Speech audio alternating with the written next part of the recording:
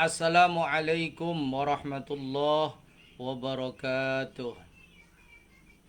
Alhamdulillah wa syukurillah wassalatu wassalamu ala rasulillah wa ala alihi wa sahbihi wa mawala amma ba'd. Para pemirsa yang berbahagia, mari kita lanjutkan kajian kitab karya Kiai Sahal Anwarul Basair ala ta'liqatil ashba wan nazair dengan bacaan suratul Fatihah. Al-Fatihah. Bismillahirrahmanirrahim.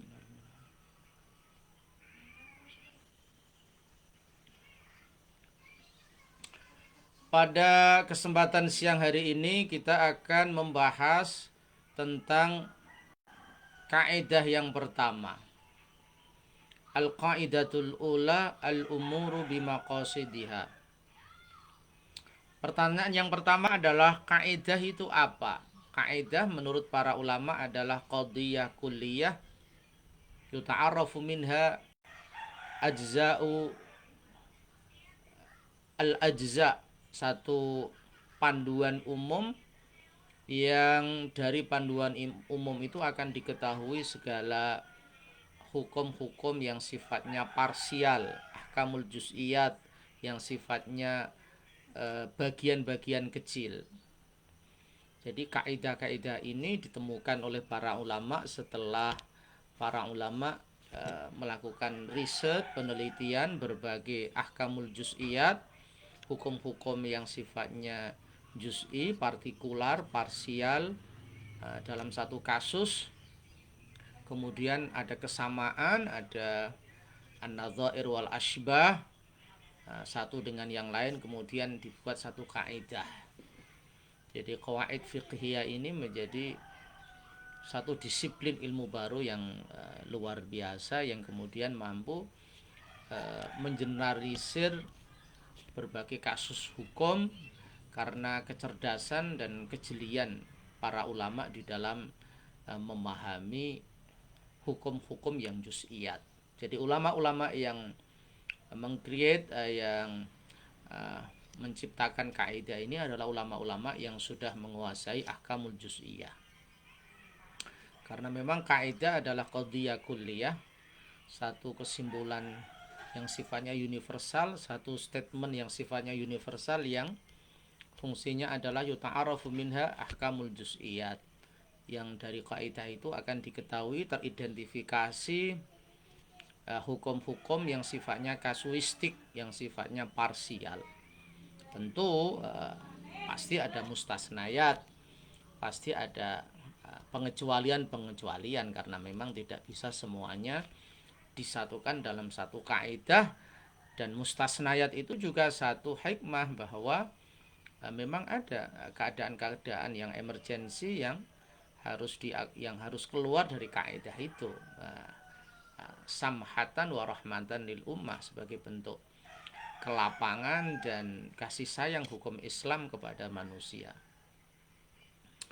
Kaidah yang pertama yang sangat masyhur adalah al-umuru bimaqasidiha. Segala masalah, segala problem, segala kasus, segala persoalan itu dikembalikan kepada tujuannya. Al-umuru bimaqasidiha. Apakah persoalan itu dianggap baik, dilihat tujuannya. Karena tujuan adalah awal kali orang menggerakkan hatinya, awal kali orang memplan, merencanakan aktivitasnya, dan di dalam tujuan itu ada endingnya, ada tujuannya, ada proses yang akan dilalui, dan dalam bahasa tasawuf ada orientasi, di dalam melakukan kegiatan itu, baik hubungannya dengan ibadah, interaksi vertikal kita kepada Allah, atau interaksi horizontal, bagaimana hubungan kita kepada sesama manusia.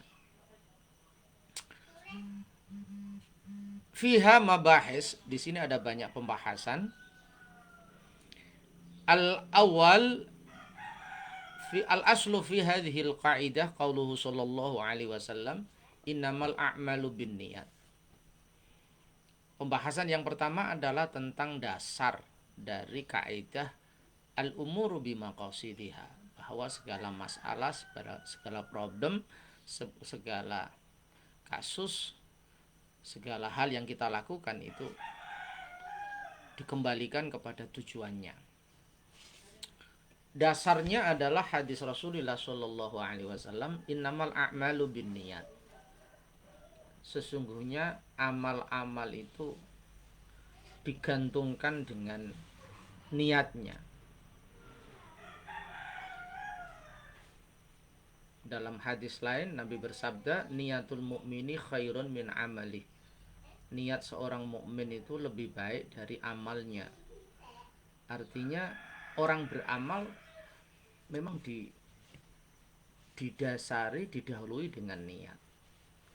Oleh karena itu hadis ini mendorong kita untuk sejak awal orientasi amal kita adalah ridho Allah, untuk mencari ridho Allah, bukan mencapai kedudukan duniawi, bukan untuk popularitas, bukan untuk publisitas, bukan untuk hal-hal yang selain Allah Subhanahu wa taala. Jadi al-umur bimaqasidiha ini menjadi satu revolusi teologis yang luar biasa bagi mental kita, cara berpikir kita, mindset kita, bahwa segala sesuatu yang kita lakukan itu lillah, karena Allah.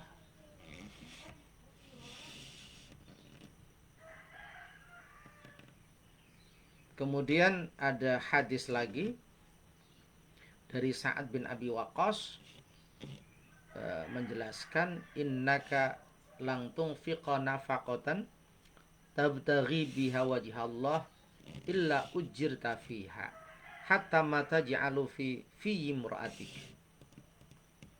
Kata Nabi yang diriwayatkan oleh Sa'ad bin Abi Waqqas, sesungguhnya engkau tidak menginfakkan satu nafkah yang tujuanmu mencari ridha Allah, kecuali engkau diberikan pahala di dalamnya,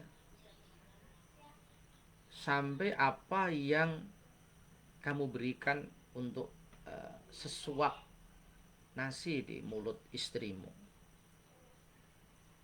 Ibarat kita membawa snack, membawa nasi, membawa apapun yang kemudian dimakan oleh keluarga kita, istri dan anak-anak kita.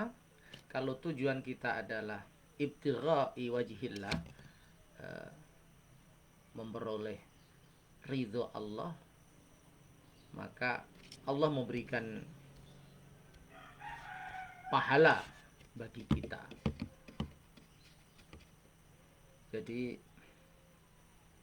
ini satu revolusi betul, supaya apa yang kita lakukan ini benar-benar karena Allah Subhanahu wa ta'ala. Wa min hadithi Ibni Abbas, walakin jihadun wa niyatun. Qauluhu walakin jihadun wa niyatun sadruhu la hijrata ba'dal fathi. Ada satu hadis yang ini kemudian dilengkapi oleh Kiai Sahal, sudah tidak ada hijrah setelah pembebasan kota Makkah, walakin jihadun wa niyatun, tetapi hanya dua saja. Pertama adalah kita tetap semangat mengibarkan panji-panji Islam yang damai, yang sejahtera, yang rukun, yang adil.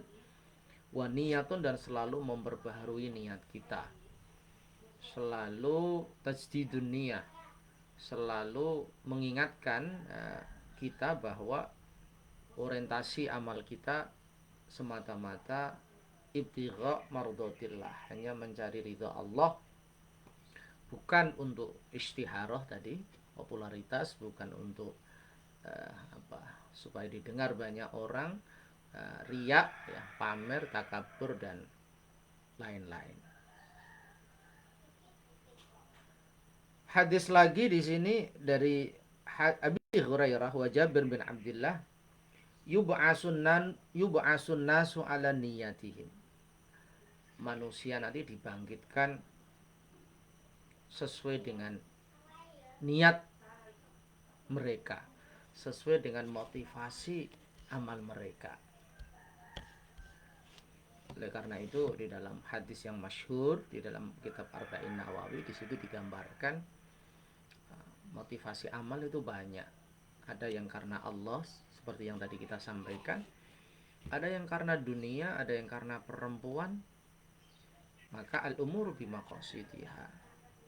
Maka kalau perjuangannya karena perempuan, ya yang didapat hanya, dan belum tentu didapat, hanya perempuan itu. Kalau tujuannya dunia, yang hanya dunia itu. Oleh karena itu niat atau visi, orientasi, pondasi yang esensial di dalam amal kita adalah sesuatu yang sangat agung, yaitu libtigha'i mardatillah, karena murni untuk menggapai ridho Allah. Ini ada beberapa implikasi ya. Kaidah ini al-umur bimaqasidiha ini, yang pertama ya, kita harus merumuskan visi, paradigma, mindset kita yang baik, lurus sesuai dengan ajaran Allah dan Rasulnya.